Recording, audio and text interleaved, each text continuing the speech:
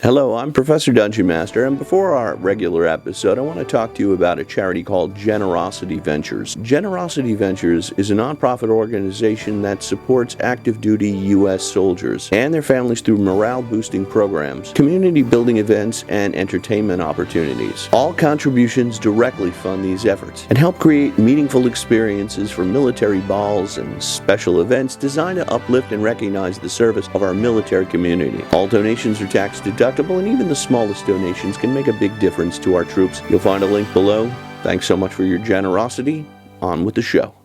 Former Dungeons & Dragons designers Jeremy Crawford and Chris Perkins are joining Critical Role and Darrington Press. At the same time, Jess Lenzillo, the Vice President of Dungeons & Dragons Wizards of the Coast, is leaving, and Todd Kenrick is the latest Wizards of the Coast employee to be laid off. What is going on at Wizards of the Coast and Darrington Press? We're going to talk about it today on Dungeon Craft.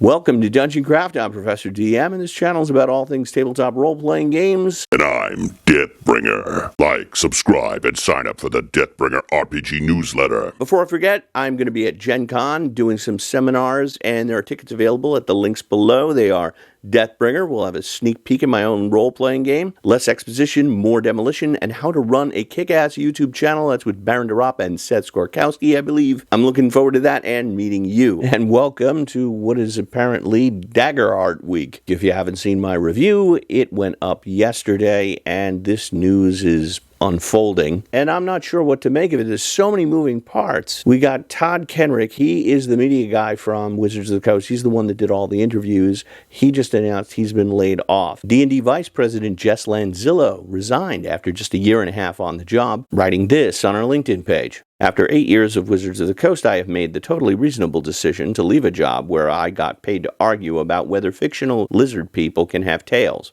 Of course they can. This is an article from the LA Times called Why Dungeons & Dragons Storytelling Duo Signed with Critical Role. Chris Perkins says, quote, I was committed to staying with Wizards until after D&D's 50th anniversary, which gave me lots of time to work on succession planning and exit strategies.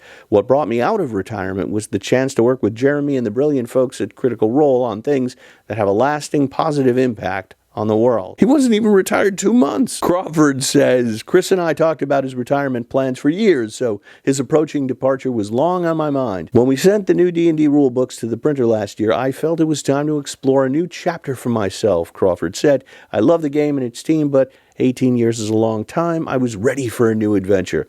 The chapter that we've opened feels like coming home, resuming work with Chris and returning to Southern California. Darrington Press CEO Travis Willingham says they are two of the biggest names that we are certainly aware of that have influenced TTRPGs in the games we played. When we first caught wind that they were taking time off from where they were at, we said, hey, listen, we're over here making cool, nerdy things. If it's ever of interest to come over to Critical Role and mess around with what we're doing, we'd love to have a conversation. When you look at the opportunity to bring 15, 17 years of experience, pedigree, pipeline, timeline, management, all those things from really the granddaddy system of them all, that is always extremely interesting. It's a chance to level up everyone around here as well. Crawford said, when they approached us about joining them, we happily said yes. It meant we could continue our creative partnership in a company whose mission and people we believe in. So are there already ideas brewing for Darrington and the duo? Oh heavens, yes, Perkins said. And that's all they'd say about that. So it's titled, Why the Dungeons & Dragons Storytelling Duo Signed with Critical Role. And I get it from the Critical Role side, but it's very vague from Crawford and Perkins. It's like that corpo speak, we want to encounter new vistas and new horizons. I get what Willingham is saying. Pedigree, pipeline, timeline management. These guys have spearheaded and organized very large projects. I'm working on my own game now, Deathbringer, and it is just mind-boggling like how many jobs there are, how challenging it is to bring a game to market, everything from obviously the writing, the layout, the editing, the artwork, and coordinating all these efforts, getting it to a printer, getting it shipped to everybody. There are a lot of steps involved, and and Perkins and Crawford have been involved in all those steps, and for many years in a number of different game companies, a number of big role-playing games. Crawford, for example, worked on Warhammer Fantasy Roleplay 2nd Edition. I speculated in a previous video that Crawford and Perkins probably saw the writing on the wall, and they jumped ship and had a graceful exit before they could be pushed. And the evidence continues to lead me in that direction, right? Todd Kenrick, the media guy, is gone. D&D's vice president of development, Jess Lanzillo, is gone. In the past, not even 2 years, it's Crawford, Perkins, Kenrick, Lanzillo, Mike Merles, creative director Ray Winninger, vice president of digital Chris Kao, former Wizards president Cynthia Williams, everyone, the president, the vice presidents, all the leads, they are all gone. In that video that you saw where they rolled it out, just about 2/3 of those people are all gone. A couple of people put in the comments, how come I didn't mention this person or that person on the video? To be honest with you, I don't want Wizards of the Coast remembering those people or even there. I'm afraid they'll find them and fire them. I think you're more secure on Squid Games than being a designer at Wizards of the Coast right now. Like, it's got to be on your mind. Like, everyone is just gone. And last quarterly report, Hasbro CEO, who used to be the president of Wizards of the Coast, Chris Cox, hinted that future moves may include continued layoffs.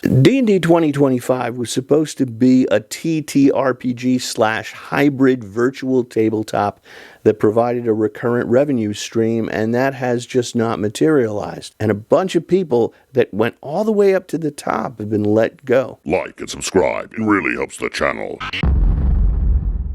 It almost gives the impressions that Wizards is just about giving up on Dungeons & Dragons. And it may be as simple as they were so confident that that virtual tabletop would take off and create that recurrent revenue stream that there was no backup plan if it didn't. Another possibility is they just think that with the main core rule system done, the D&D can just run on autopilot. A bigger question to me is why Perkins and Crawford, if they wanted to continue working together, why didn't they just start their own game company or kickstart their own game? Perkins retired to unretire. I think the best thing about retiring is you don't have a boss or anyone to answer to. This would be the perfect time to transition and start a company of your own. A lot of former Dungeons & Dragons designers like Monty Cook, he started Monty Cook Games, Cypher System, Wolfgang Bauer started Kobold Press. So I'm thinking, do they need healthcare insurance? Did Darrington Press promise them unbelievable money? But I just don't get at Crawford and Perkins' age, which is about mine, like why you would start over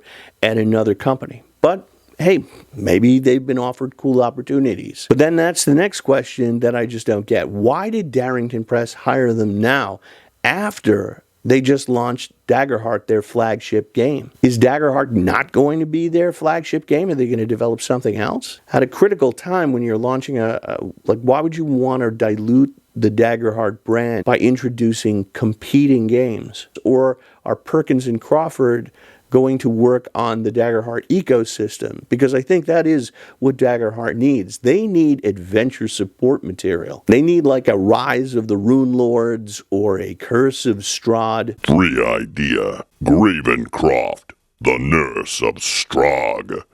You're welcome. Because Daggerheart's a totally new system. If you base your system on D&D, you have access as a game master to all those old modules. Daggerheart is a totally different thing. For one thing, you're working with those 2D12s, and that's going to produce a bell curve. And that means by raising the target number to like a 20 or a 22, that's a lot harder to roll on two 12-sided dice than, say, a natural 20 would be. It's difficult for game masters to kind of switch gears. So I think what Daggerheart needs is a bunch of different adventures. I really don't know. This is one of the first videos I've done where I just can't read the tea leaves. I can't tell what Matt Mercer and Critical Role are thinking, and I can't tell what Wizards of the Coast are thinking. And they may not be thinking anything. They may be just making this up as they go. But whatever's happening, I'll be here to cover it, and I can't wait to see what's going to happen next.